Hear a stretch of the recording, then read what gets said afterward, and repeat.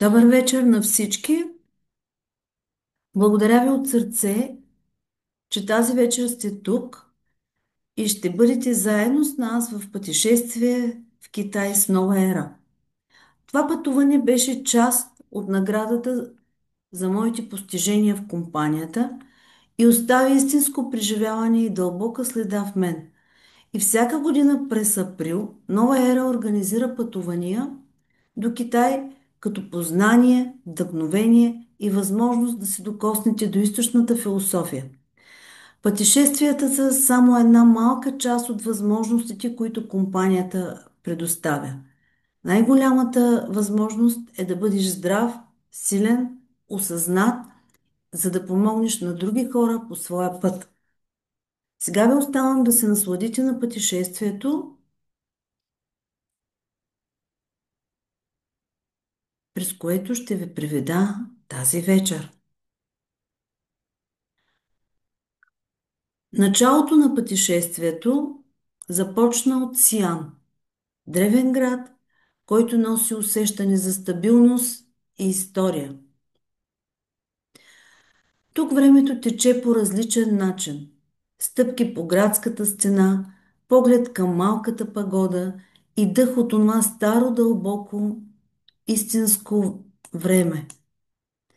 Сян е място, което ни припомня, преди да тръгнеш напред, обърни се към корените и никога не забравяй откъде си тръгнал. Теракотената армия среща с безмълвната вечност.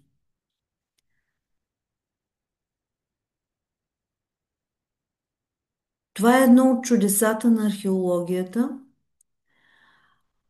и се намира край мавзолея на император Цин Шън Хао. Над 8000 войни, всеки с различно лице и оръжие.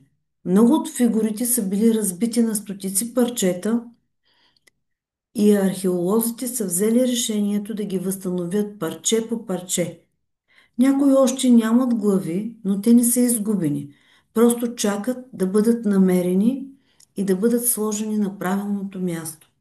Реставрацията продължава като жив диалог между миналото и бъдещето. Жълтата планина, път към високото, издигане отвътре навън. Пътуването ни продължи към едно от най-красивите и мистични места в Китай – Жълтата планина Хуаншан. Изкачването с лифт разкри пред нас гледки, които спират дъха. Морета от облаци, скали като картини и дървета, вкопчили се в живота. Но това не беше само природна красота. Това беше напомняне, че издигането е и вътрешен процес. Колкото по-нагоре стигаш, толкова по-ясно става какво си оставил долу. Пътуването с лифта Асия Фърст до връх Юнтай също беше едно много дълбоко преживяване. Тишината сред безкрая, тук природата ни говори. Тя шепне, диша и напомня. Клоните стоят на пост, скалите се издигат с вековна мъдрост, а ние просто спираме и слушаме. Пейзаж, в който душата си припомня ритъма на покоя.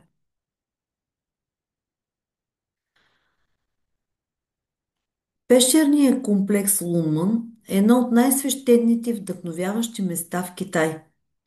В планината Лунман се намира един от впечатляващите будистки пещерни комплекси в света. Хиляди скулптури, изсечени в скалите с изящество и покой. Фигурите на Буда, малки и огромни, това е според чина, който са имали хората, които са ходили и сами си ги сътворявали в пещерата.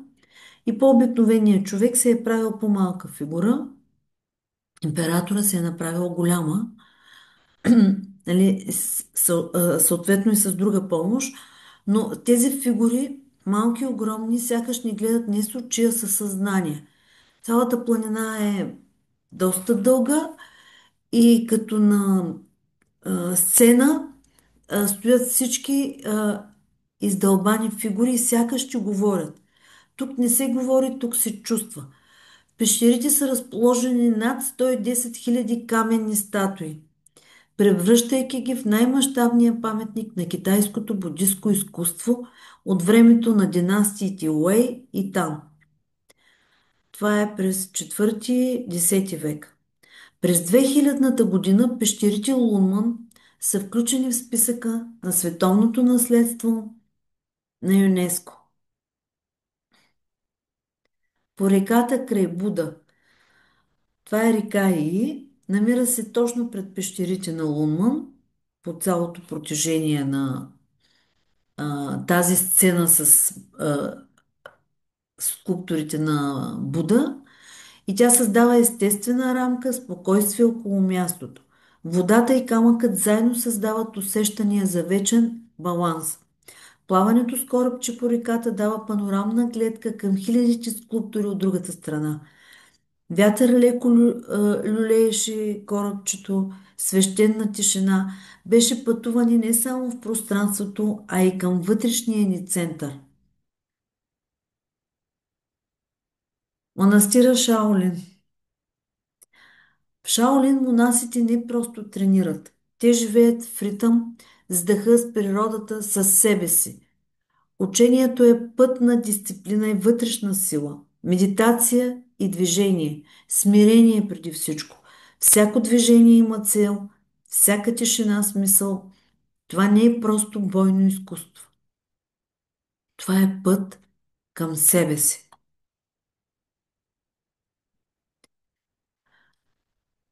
Манастирът Чаолин не е просто легенда.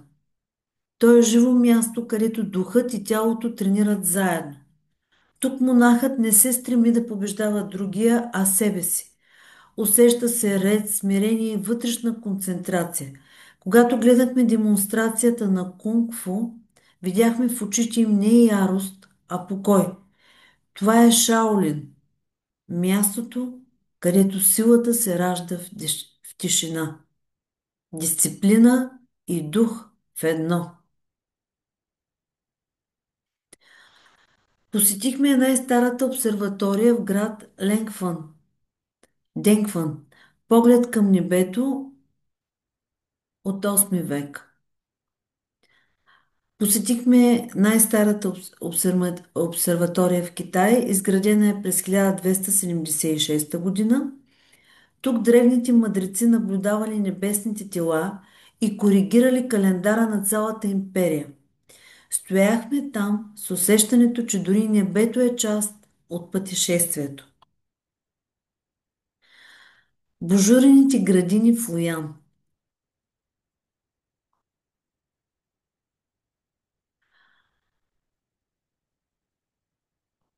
А, Луян е столицата на императорите.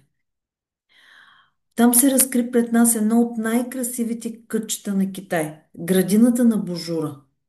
Божурът е не просто цвете. В китайската традиция той е символ на изобилие, благородство и просперитет. Наричан е кралят на цветята, а цъфтежът му е почитан като празник. Сред тази цветна тишина усещахме красота, мъдрост и природата, която ни обгръща с дълбока женска сила. В градината имам безброй китайки, които са с най-хубавите си одежди и тази китайка пожела да се снима с нас, като помисли, че сме от Русия и ми говореше как е учила преди години в Русия.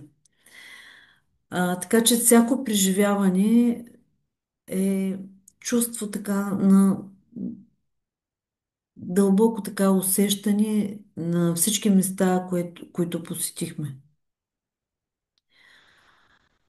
Китайската храна. Храната като грижа, а не като навик. Изненадахме се с разнообразие, лекота и мъдро комбинирани вкусове. Всяко ястие беше създадено така, че да храни не само тялото, но и вътрешния баланс. Леко люто, почти във всяка гозба имаше люто. А ние не ги познаваме, пробвахме, но беше приятно. Лютото служи за загряване на енергията и която помага енергията да се раздвижи. Малки порции, но наситени с вкус. С оризов хляб, виждате го в централната част на масата, който е направен на пара, и ориз. Друг хляб няма, само този е. Зеленчуци, тофу, чай, простота с дълбок смисъл. А най-хубавото е, че колкото и да ядеш, не се усеща тежест, а едно удоволствие и лекота. Далеч се различава от българския вкус. Китайски масаж, имахме това удоволствие да си направим китайски масаж, да отключиш здравето през ходилата. Китайският масаж, който преживяхме, беше нежен, но дълбок. Той завършва с вендузи на ходилата, създаде усещане, че всяка точка по тялото се събужда. В Китай хората практикуват този масаж редовно по 2-3 пъти седмично. Не защото са болни, а защото знаят, че здравето се поддържа. Не знам дали знаете, но в Китай профилактиката е на видно място и на лекарите не заплащат високо възнаграждение, ако имат много болни, а напротив, увеличават възнаграждението. Ако имат по-малко болни пациенти, това значи, че са си направили профилактичните действия. Танци, медитация и жизнена енергия в парковете. В Китай хората се събират по парковете не за да бързат, а за да живеят. Танцуват, движат се, дишат, практикуват тайчи или медитират. Това е част от културата, да се грижиш за себе си тихо и спокойно, но редовно. Нямаше напрежение, нямаше суета, а усещане за свързаност с природата, с другите и със себе си. Това е тяхната философия. Не бягай от живота, движи се с него. Там никой не чака болестта, за да се погрижи за себе си, а това се прави постоянно.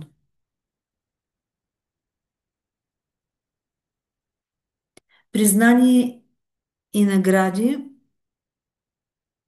Бяхме в Сиан при други колеги, които също са към Нова ера партньори. Това пътуване до Китай не беше просто пътешествие, а награда за положен труд, за вяра, постоянство и грижа за хората.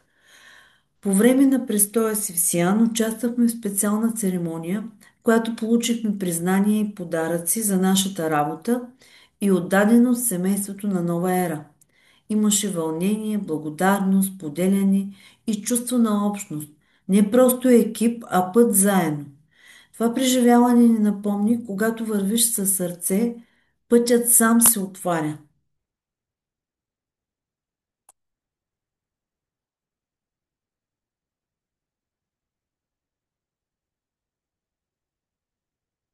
Ето тук продължава да има други слайдове. А, от нашия екип бяхме заедно с Борислава Георгиева. Всичко беше сплотеност, заедно и просто вървяхме всички като едно цяло, като общ екип от всички групи и беше истинско преживяване, което сплотява. Кой с който не си говореше, се проговори, кой с когото имаше някакви а, а, пререкания, си прости и така това беше едно наистина много прекрасно пътуване. Това пътуване беше вдъхновение, но истинското пътешествие започва вътре в нас. Създадох общност, която споделяме не само продукти и резултати, а смисъл, подкрепа, развитие и израстване отвътре навън. Ако ти усещаш, че е време да кажеш да на здравето, да на личната си сила, да на общия път с хора със сърце, тогава си на правилното място. Можеш да се свържеш а, с мен или човека, който ти е предал видеото, за да станеш част от нашия екип. И всяка година пътуваме заедно до Китай. До година ни очакват нови места и приключения. И сега това беше едно от а, така прочувствените места, където бяхме. Бяхме на един спектакъл "Легенда за Камилската камбана". И това е един разказ в картини.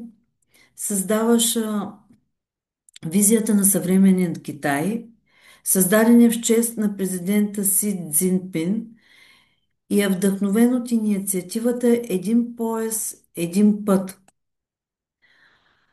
която цели да съживи духа на древния път на Куприната не само като търговски маршрут, а като мост между култури и народи. Шоуто ни пренесе във времената на династия Тан, когато Сиян е бил отправна точка на пътя на Куприната. Място за свързаност, изкуство, знание и общуване. Днес този път продължава не през пустини, а през сърца. Ето това са кадри, една история, разказана с движение, цвят и душа. Чрез тези кадри виждате част от спектакъла, който беше истинско преживяване. Даже имаше период, в който а, с- всички посетители се завъртяхме в кръг. Толкова беше фрапиращо всичко. Ето виждате тук кадри. А, Зима просто жената китайка е отглеждала децата си, грижила се за домакинството, докато мъжете са обикаляли да пренасят куприната и други вещи и подправки и по този начин са се издържали. И целият спектакъл се минаваше през различни сезони, зима, лято, и даваха и мъжете, и жените какво правят. Беше изключително впечатляващо. Ще споделя видео отделно под записа, който ще пусна. Ето тук виждате Буда и това е като водопад. И в това време всичките тези посетители се завъртяхме в кръг и ни напръскаха с вода. И все едно бяхме там. Толкова беше истинско. И тук последния слайд. Мъжете вече се прибират и кервана с камили върви и само първата камила има камбана и тя знае пътя към дома, към семействата, към жените. Днес това е символ, пътя на Куприната, и има много други неща, които идват от Китай, истински, чувствени и ценни, като боровия прашец. И той върви през пътя на Куприната. От Китай е минал първо през Русия, после в България и сега вече е готов да тръгне към света и да бъдем врата към Европа. Благодаря ти, че беше с нас в това пътуване. Нека тази енергия те вдъхнови и отвътре. И те каня до година април да бъдеш с нас през 2026 година с нови преживявания и нови хора, готови да се докоснат до този дух. Подготвена е вече програмата и посещение на родното място на Боровия прашец, остров Хиляда острова, а сърцето на Китай е истинско преживяване да бъдем там. А и не само родното място на Боровия прашец, а ще се посетят и други места. И ако това те докосна и имаш усещането, че искаш да бъдеш част от тази енергия, попитай човека, който ти е изпратил това видео или напиши в коментар, за да получиш повече информация.